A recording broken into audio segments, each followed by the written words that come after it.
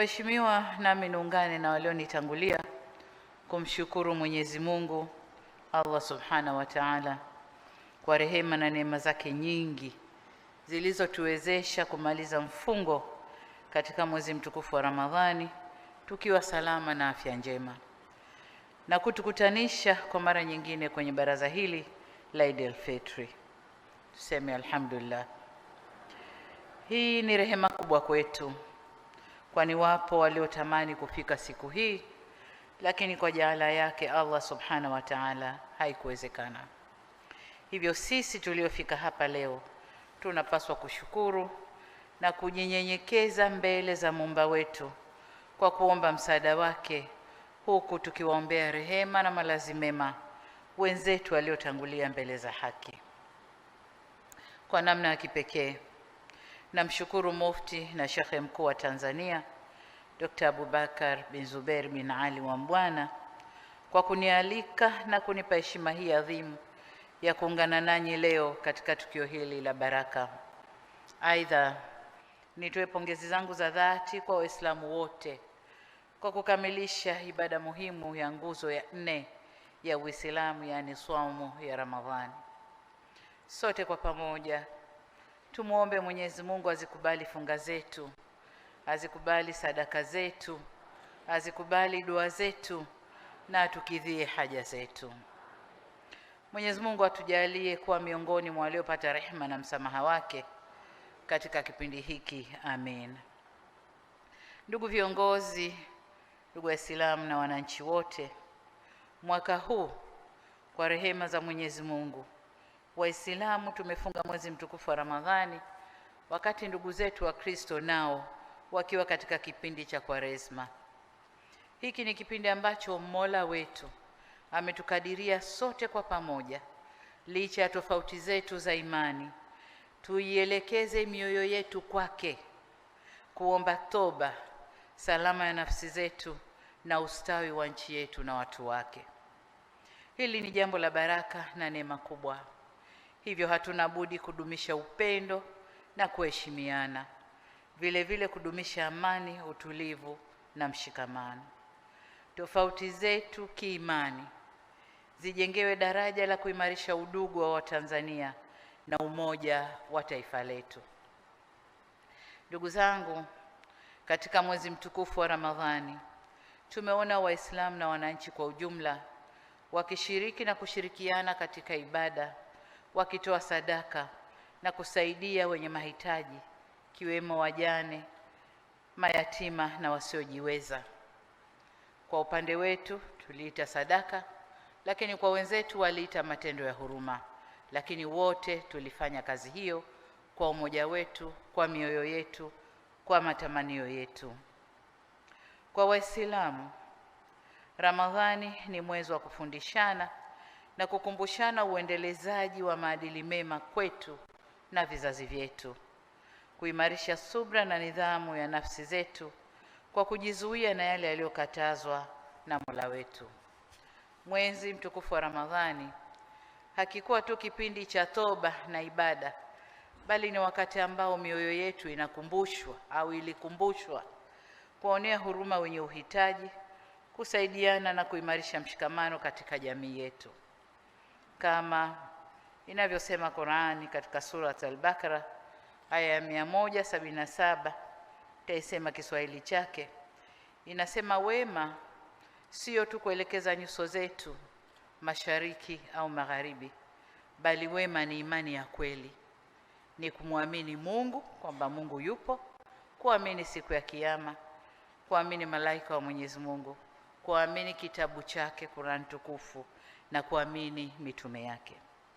Lakini vile vile ni kutoa mali uipendayo kwa jamaa, mayatima, maskini na wenye uhitaji katika mifumo tofauti, aidha sadaka au zaka. Lakini vile vile wema ni kufuata maamrisho yake Mwenyezi Mungu.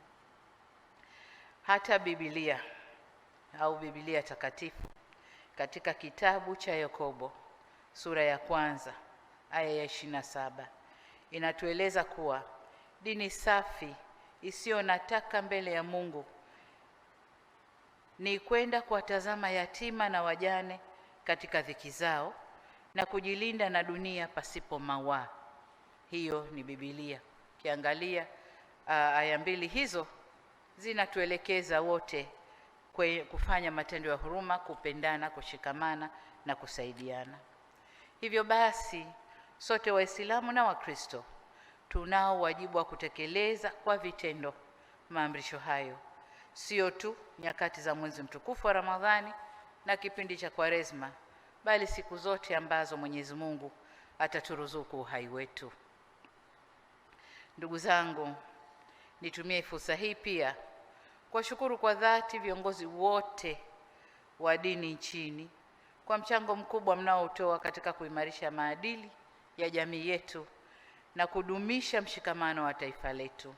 Na hapa ndio unakuja mnasaba wa kauli mbiu ya shughuli yetu hii, kwamba tunapojenga maadili mema basi tunajenga jamii iliyo bora.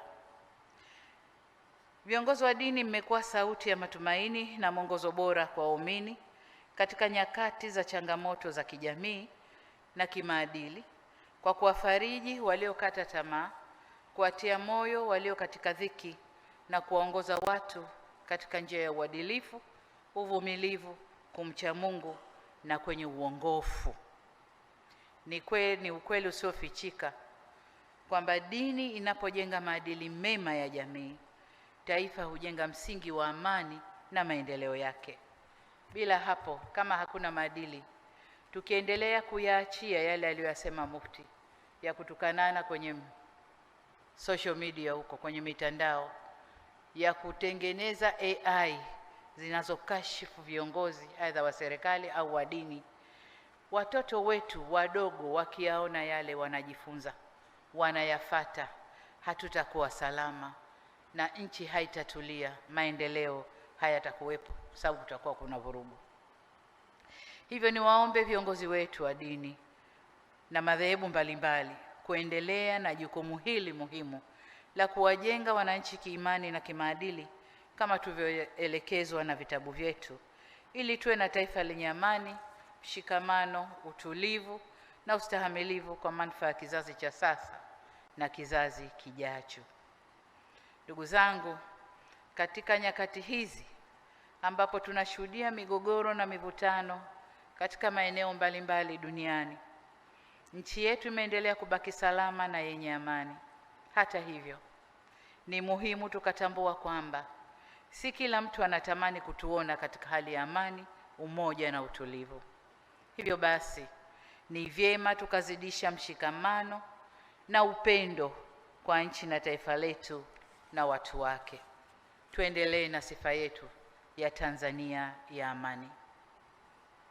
Ndugu zangu wa Tanzania, nataka niwahakikishie kwa serikali yetu itaendelea kutimiza wajibu wake wa kikatiba wa kulinda uhuru wa kila Mtanzania kuabudu kulingana na imani yake. Pamoja na hayo, ni muhimu kwetu sote kufahamu mipaka ya uhuru huo, na hatuna budi kuheshimu sheria za nchi na haki za wengine, ili uhuru huo usigeuke kuwa chanzo cha chuki, mgawanyiko au kuvuruga amani na mshikamano wa taifa letu. Ndugu zangu, napoelekea kuhitimisha, nataka ninasibishe hotuba yangu hii na ile ya BAKWATA iliyosomwa na Sheikh Mruma, lakini pia maneno ya Mufti wakati akizungumza nasi, na niwaambie kwamba nawashukuru sana kwa ujumbe mzuri walioutoa, ambao kwa ujumla wake umetuasa kudumisha misingi ya umoja, amani, utulivu na mshikamano wa taifa letu ili tuweze kusonga mbele kimaendeleo. Na asanteni sana kwa ujumbe huo murua. Aidha, nikupongeze Mufti na Sheikh Mkuu na BAKWATA kwa ujumla kwa uamuzi na mwelekeo wa kutaka kuimarisha huduma za afya nchini kwa kuendeleza ujenzi wa vituo vya afya katika kila mkoa na baadhi ya wilaya, pamoja na mkakati wenu wa kujenga hospitali kubwa yenye hadhi ya rufaa hapa Dar es Salaam. Uamuzi huu unaunga mkono juhudi za serikali za kuboresha na kusogeza huduma za afya karibu na wananchi au karibu na jamii. Jitihada kama hizi zinaendana moja kwa moja na dhamira ya kuhakikisha kila mwananchi anapata huduma bora na kwa wakati. Niwahakikishie kwa serikali itashirikiana nanyi kutekeleza azma hii kwa vitendo. Aidha, nimelisikia ombi lenu na niwaambie tu kwamba nimelipokea na nitalifanyia kazi. Kwa upande mwingine, nimekusikia Mufti Alhaji Mruma akitangaza kwamba huu ni mwaka wa uchaguzi kwa BAKWATA, na natambua kwamba uchaguzi ulikuwa ufanyike mwaka jana, lakini kwa sababu ya pirika za uchaguzi wa serikali mkaakhirisha kafanya mwaka huu. Wasia wangu kwenu, hakuna uchaguzi mdogo. Uchaguzi hata wa monitor wa darasa una vishindo vyake. Kwa hiyo na uchaguzi wa BAKWATA utakuwa na vishindo vyake. Niwaombe muwe watulivu, wastahamilivu na mchaguane kwa amani, na wale watakaochaguliwa basi wakiendeleze chombo hiki, na wale ambao hawatabahatika basi watoe ushirikiano katika kuiendeleza BAKWATA na kuwasimamia Waislamu.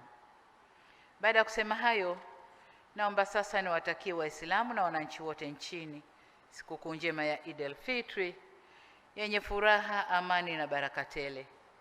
Tuisherehekee kwa utulivu, upendo na mshikamano kama ilivyo desturi yetu wa Tanzania. Aidha, niwatakie Wakristo wote kila lenye heri katika kumalizia kipindi cha Kwaresma, na niwatakie sikukuu njema ya Pasaka itakapowadia. Baada ya kusema hayo, niseme asanteni sana kwa kunisikiliza. Wa kul aum wa antum bil khair. Assalamu alaykum wa rahmatullahi wa barakatuh. Wa alaykum assalam wa rahmatullahi wa barakatuh.